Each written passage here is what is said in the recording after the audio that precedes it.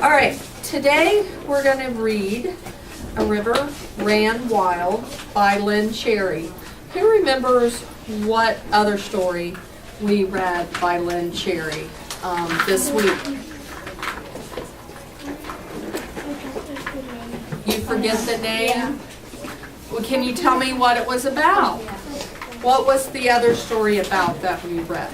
The other story was about that this man was chopping down a tree, but a lot of animals were living on it, and they kept on whispering in the air to not chop down the tree. That's right. That's right. It was about the tree and all the animals and the man. They kept whispering in his ear. The great K-pop tree. Absolutely, the great K-pop tree. She wrote The Great K-pop Tree. Oh, I'm sorry. Sorry. Okay. All right.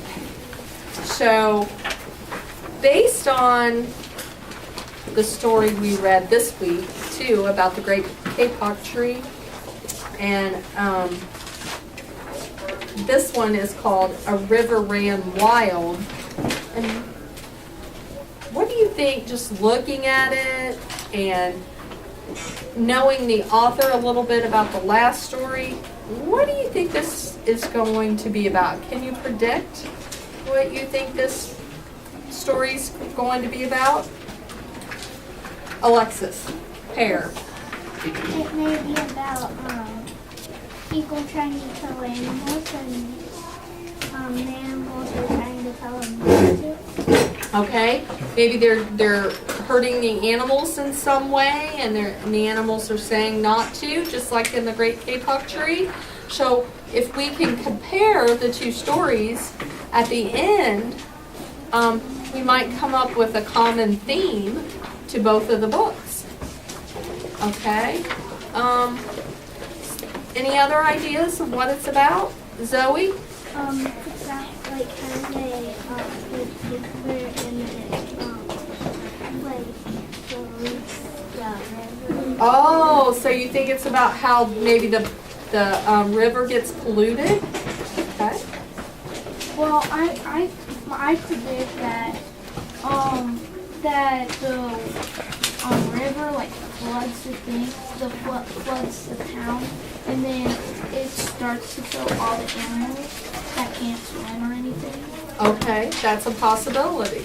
Let's go ahead and start to read A River Ran Wild.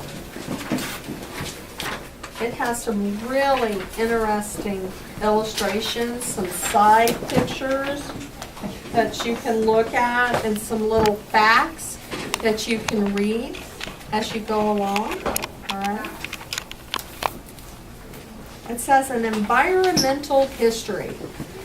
What does environmental mean? What does that word mean? And if you look at the base word of that, environmental. It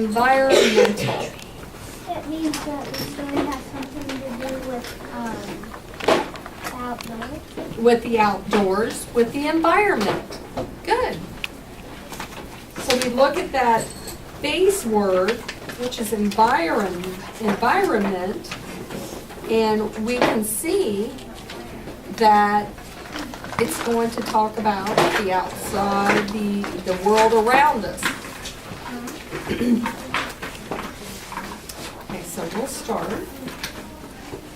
And I want you to notice the beginning of the story, okay? How it has a significant beginning, and then we move to the middle, and then the end of the story. Long ago, a river ran wild through a land of towering forests. Bears, moose, and herds of deer, hawks, and owls all made their homes in the peaceful river valley. Geese paused on their long migration and rested on its banks. Beavers, turtles, and schools of fish swam in its clear waters. Okay? One day, a group of native people searching for a place to settle came upon the river valley. from atop the highest mountain, known today as Mount Wachusett. They saw the river nestled in a valley, a silver sliver in the sun. You can see around the sides, it gives us what? Pardon me? Oh, like, well, I could see like a white one right now. Right. Well, these are the different animals, okay? Pardon me? That lived there.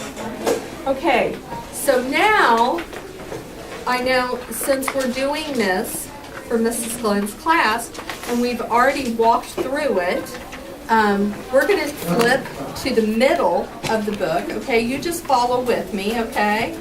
And we're going to go to the middle of the story where they start polluting the river, okay?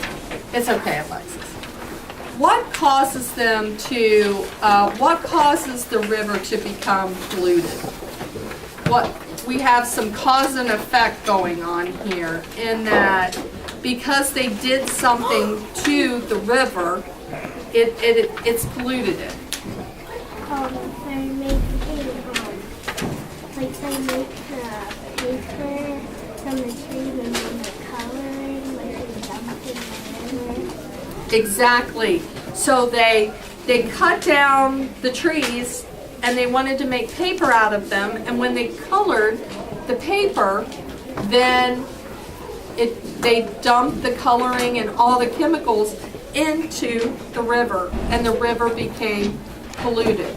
So we have gone from a beautiful environment in the beginning where the Native Americans lived, and they only,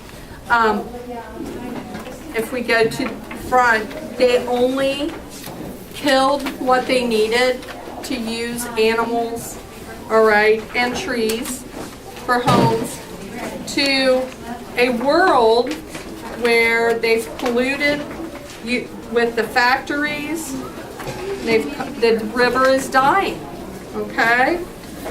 And then we read about that he had a dream that they needed to change this, how that the river was all polluted. So then they wrote